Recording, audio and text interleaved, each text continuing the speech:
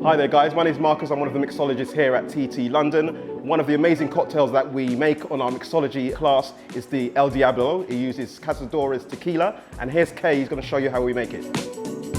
What's up guys, it's Kay, I'm here at TT, and today I'm going to be showing you how to make one of the drinks from our new cocktail class lineup. We are going to be making an El Diablo. So I've got this lovely Cazadores Blanco Tequila, and I want about 35 mils or a shot and a half of my tequila.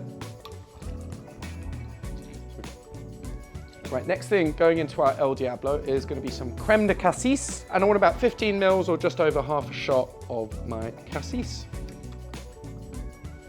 And same as the Cassis, we want about 15 mils or just over half a shot of our lime juice. Big old smack. And we'll shake that for around about 10 to 15 seconds. Here we go. And I'm going to start off by just straining my cocktail into the bottom of my glass. And now I'm going to go ahead and fill that glass with some cubed ice. Give it a little top of ginger beer. And then for a garnish, I've just got a couple of nice lime wheels here. And that is our El Diablo ready to drink.